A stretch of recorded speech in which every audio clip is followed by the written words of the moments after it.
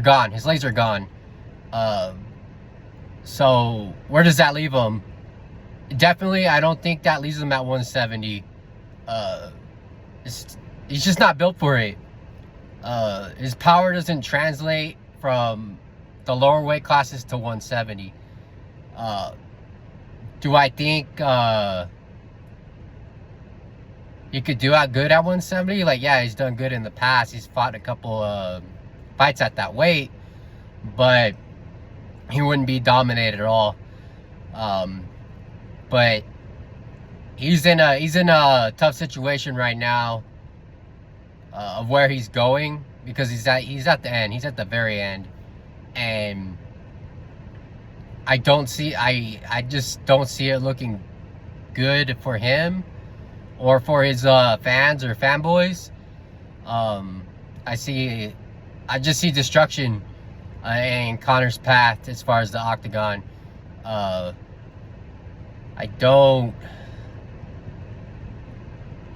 Give me a sec. I'm thinking about this. I got my train of thought back. So basically, if he wants to be dominant, he's got to find a way to get back to 145. He's a small guy. He's 5'9". Obviously he had to take PEDs for his injury, and I think it's wrong how the UFC treats situations like that. They need to let people heal, and it's not right. Yeah, so if he wanted to be dominant, he's got to get to 145. If he did that, I would be very impressed, and I would definitely think Conor could do something. I think if he got down to 145 and he fought Ilya, I feel like he would knock Ilya out. If it obviously Conor's his what's it called? His chances go down after the first round. So more than likely, I feel like Conor could. I feel like he could if he got to 145 and got in the zone, he could catch Ilya. I would give it really high chance. If he went past that, he'd probably lose. Like I said, he doesn't have the legs, so that's a huge problem for him, but I think he can make up for it. You see athletes do this all the time. A big one is age. I mean, you could look at Tom Brady. He seemed to adapt through progressing in age and became more adaptable in the NFL. And if Conor could find a way to do that, then I think he's still got some left, but it ain't at 170. Not 170 in the UFC. Like, if he goes elsewhere and he stays on the PEDs and does his thing, definitely at 170 he could do something. But he's the upper weight classes, he's gonna be limited in his height. That's gonna be a challenge for him, because like I said, he's only 5'9", and you gotta figure, well, the 170s, they're not too tall, so that he could fit in right there. I know Kamaru Usman, he's one of the taller 170 pounders, and he's about 6 foot 6'1". But once you start getting taller than that, like Conor doesn't stand a chance. Like, if he fought like an Ian Gary, even in Conor's prime, like Ian Gary would pick him apart. And yeah, the height plays a big role. Not always. there's always certain situations where it doesn't matter. But I mean, obviously we see John Jones, like he's like the perfect fighter, and someone who knows how to use his body in the right way. Like he's like made for fighting.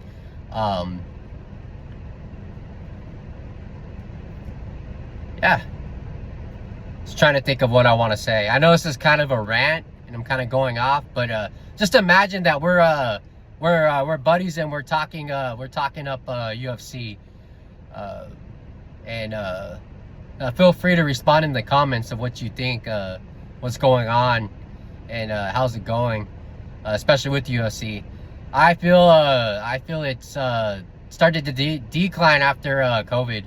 It peaked at COVID. I really like that era. Yeah, let's get back into Conor, because this is a big topic, because this is like an end of an era with UFC and where it's going. It's a shame that the UFC doesn't know how to transition and accept their fighters after their career is over, like the other sports do. But then again, you do see people like Daniel Cormier, Michael Bisping, and there's a few others that, you know, transition and, you know, work with the UFC. But someone like Conor, I think it's a tough situation, because he's not prime no more. He's far from it. And what are you gonna do with that? And I think the UFC, like, they have a huge opportunity and problem on their hand with the Conor McGregor situation, because I heard he made like 30 mil for the fight, but if you really look at it, the UFC White House did more than what was it, the 329 he was on, I believe. They pull more viewership, so the UFC doesn't really need Conor, and he's a good asset to have, but you got to use him right. And having him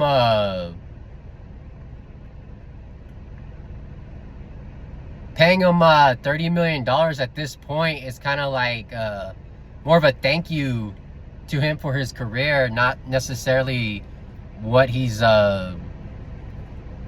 doing right now. And I feel like he slowly stopped earning for the UFC. It's going down. It's going down. His stock is going down, and yeah, I just don't know what the UFC is gonna do with him. He's not the same. He's not their face anymore. So yeah, that's a tough situation of what they're gonna do with McGregor.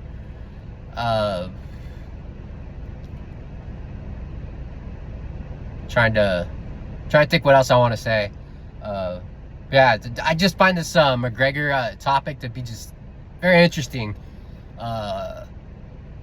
Of where's it going, and it kind of brings excitement to the sport, because it's like, okay, like we had this person, we had this era that some people cherished and jumped on as fanboys, while other people are like wanting to see McGregor lose. And to be honest, like, I was one of those persons. Like, I want to see McGregor lose, and now that he's losing, we're getting all of us are getting on that side are getting what we want. But I don't know. I think McGregor's got to win a little bit in the octagon, because that kind of kills the excitement. But like I said in my last video, I think they're just gonna line up opponents for him that he's already fought, and he's just gonna lose. He's gonna do this to the end. So I believe they said that he has one more left. So I definitely think he's gonna do one more, and we'll see, like, maybe the UFC and him come to a deal on another contract, which I think I'd be difficult. I see a more beneficial for him to go like Netflix and do like the Jake Paul thing. I think he could perform better, like especially in boxing. He has more avenues to open up that way.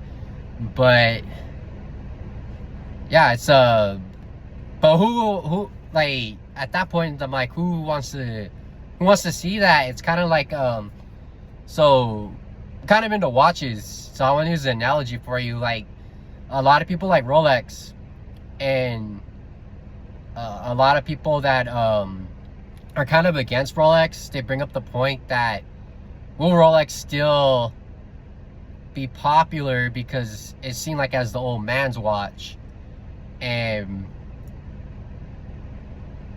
will it lose its value and stop being seen so positively in a luxury way and see more as like the old man's watch? So yeah, that's what my point I'm trying to make about Conor is like, are we just gonna start seeing him as the old man that he hit in the bar? I think that's very likely that he will go down that way, and I just see him he just shows a lot of like the weird rich guy like persona now. He's not the young fighter no more. He's at the point where like he's we as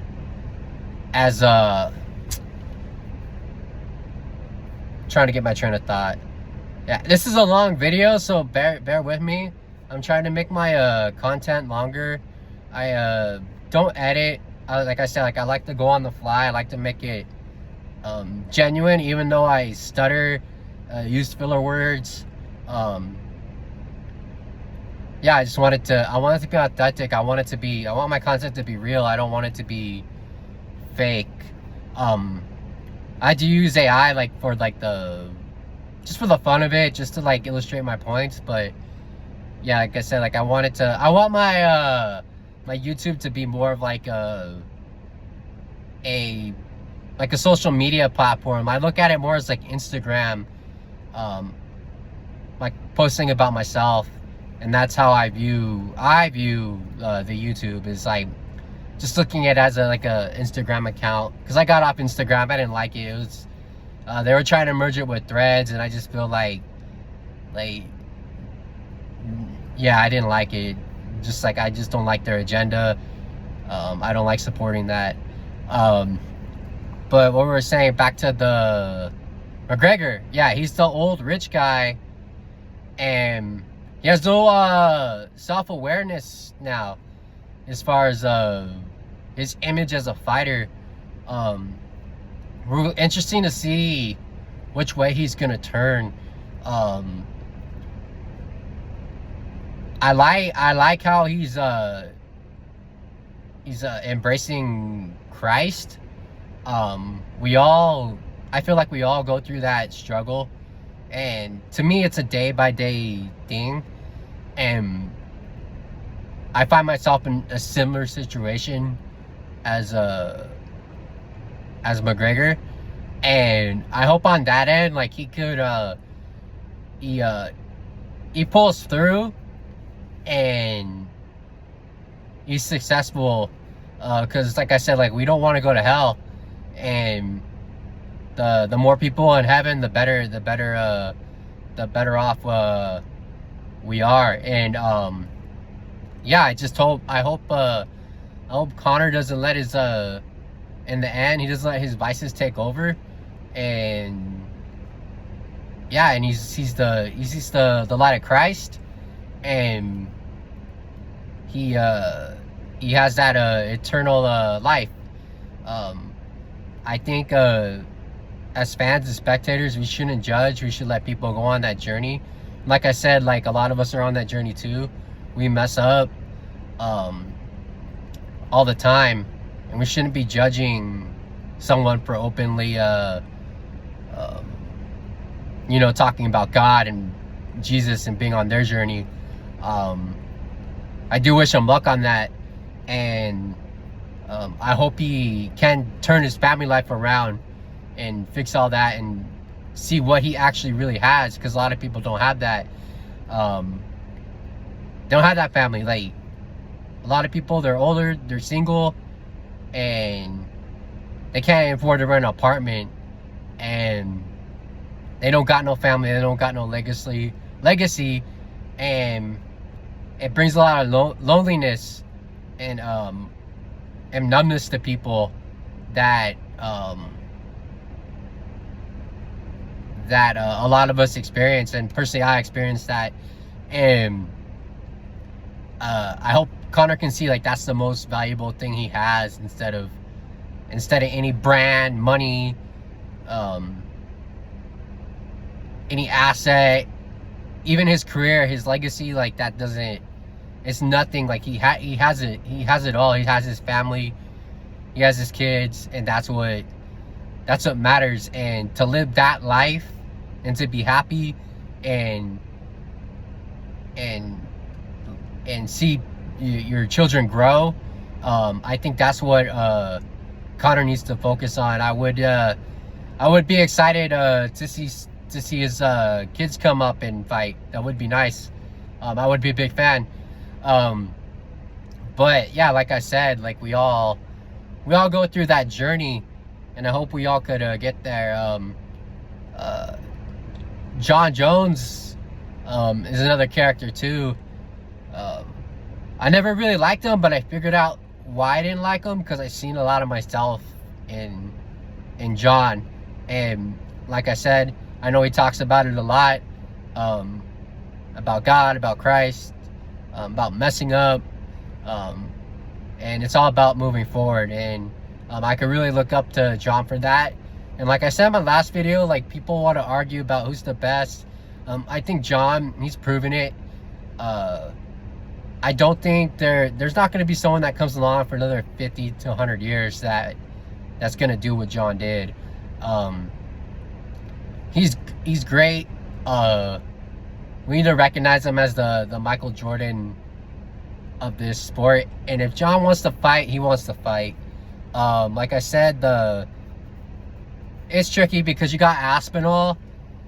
He's like halfway through his career coming up, and I could understand his frustration on his part with John. But like I said, like, if John fights Tom, it doesn't mean anything for his legacy, regardless if he wins or loses. Unfortunately, John he doesn't have an opponent. Would I like to see him knock out Francis? Yes, I would. Because for the longest time, I personally believe, from what I could see, I feel like Francis is actually the villain. I feel that, like, he's the bad guy pretending to be nice, and John's like the